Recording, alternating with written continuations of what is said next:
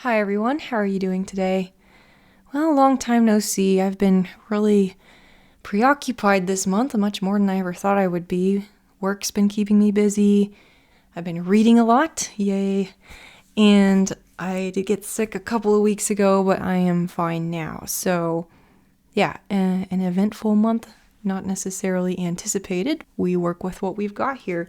And tonight we've got something kind of special and fun. I was tagged by Book Time with Ryan, the Give My Regards to Broadway book tag. So these are a series of questions that are inspired by lyrics from famous Broadway musicals. So, I'm just going to jump right into this. I'm a little rusty from making videos, so let's just see how this goes. I'm going to put this over here so I can see it and look at the books at the same time. Question number 1, Fiddler on the Roof. If I were a rich man, recommend a book in which somebody becomes very wealthy or very poor over the course of the story. So, nice little segue, sneak peek to The Woman in White. I had a hard time choosing a book for this prompt because I was like, man, I don't want to give any spoilers away, but this is the perfect book, not just because I have a review of it coming up, but because multiple characters in this book go through multiple phases of wealth and prosperity or lack thereof. So no spoilers here, but people get rich and people get poor in The Woman in White. You can see I did end up making quite a few tabs in it. Not going to go over it here, of course, but I did enjoy it the second time around. I read it a lot more carefully than I did in the past, and really enjoyed the characters and the pacing, with a couple of caveats, but yeah, still love The Woman in White, and look forward to sharing more about it soon. So the next question here is from Annie. The sun will come out tomorrow. Recommend a book that takes place after the end of the world. So I guess they're talking about post-apocalyptic fiction. And, I racked my brains on this one. I can't think of any book that I've read that takes place after the end of the world. So if you have a recommendation, let me know in the comments. Number 3, Hamilton. I want to be in the room where it happens. Recommend a book in which a character is in a room where they shouldn't be at a key moment. This was kind of tricky, but I landed on The Scarlet Pimpernel by Baroness Orczy.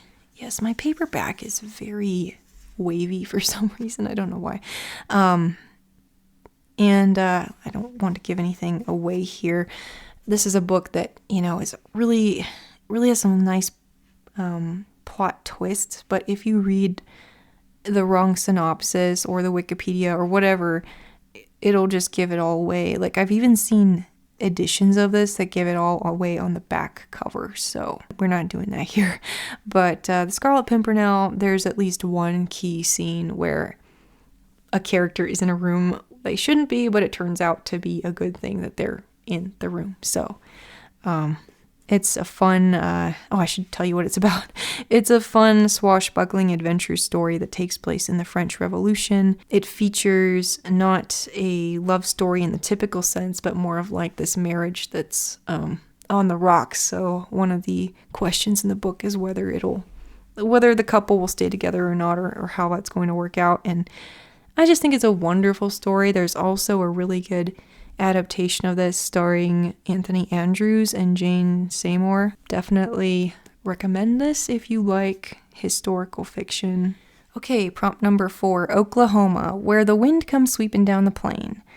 I should note here that I don't really know most of these musicals. I do enjoy musicals, but I haven't seen a lot of them.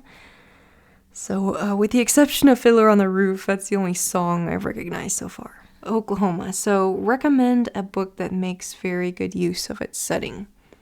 So any good author should make good use of settings in the book, but the one that really jumped out to me was Malacqua by Henry Bosco. I did a short review of this a couple of years ago. This was a book I read for France because I started this Reading the World challenge with Blaj, a friend of the channel and a good friend of mine. And we really liked this book for its setting, very, specifically the setting, because it follows this young man who inherits a house on an island. And so a lot of the book is just about the wild, oppressive, in some ways, landscape that this inheritance is located in. And the river in particular has a big role to play in the story.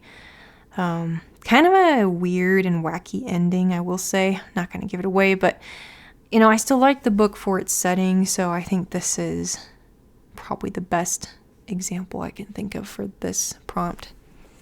Okay, Phantom of the Opera, Turn Your Face Away from the Garish Light of Day. This is a musical I've seen. Recommend a book in which a character actively embraces the dark side of their personality. So I'm going really dark here, but I thought of the book The Sea and Poison by Shusaku Endo, and I don't have a video review of this. I did a podcast on it years ago, which I need to re-upload to YouTube, and I keep putting it off because it's a very depressing book. This is about, it was written in the late 50s. Endo is more famous for his novel Silence, but this book follows a bunch of Japanese people during World War II and how they come into contact with human experimentation, and how each of them, as this prompt suggests, embraces the dark side of their personality and either succumb to peer pressure or succumb to other temptations that arise in their lives. And I just thought this was a fantastic book on a number of levels. It really challenged me. It also challenged how I viewed America's role in the aftermath of this as I researched what happened, And it left me with the biggest book hangover I've ever had, I'm pretty sure. It was a little traumatizing, but I would highly recommend this if you are kind of interested in that era of history and kind of, these very nuanced stories that follow people who do really terrible things, and yet, you have to wonder, how did they ever get to that point? So this book kind of shows how that can happen, and I thought it was fantastic. Endo is worth reading. Not always a cheerful experience, but very worth reading. Okie dokie. So prompt number 6 is Wicked, the musical Wicked. Something has changed within me. Something is not the same. Recommend a book you loved so much it made you feel you could defy gravity. I've talked about this book before, but I really did enjoy Works of Love by Søren Kierkegaard. I think, in a sense, I did give you that feeling of defying gravity. It's just one of those books that completely challenged my existing worldview, just like The Sea and Poison did. But this one, obviously in a more uplifting way and in a way that I could apply in daily life immediately.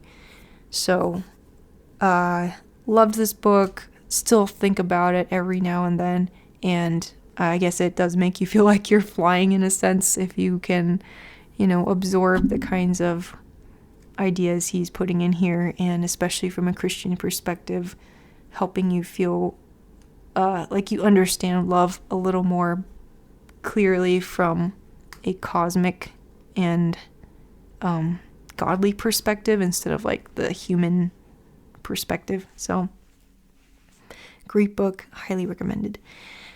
All right, so the last one is not a prompt for a book, but it's it's Grease. You're the one I want. Oh, oh, oh.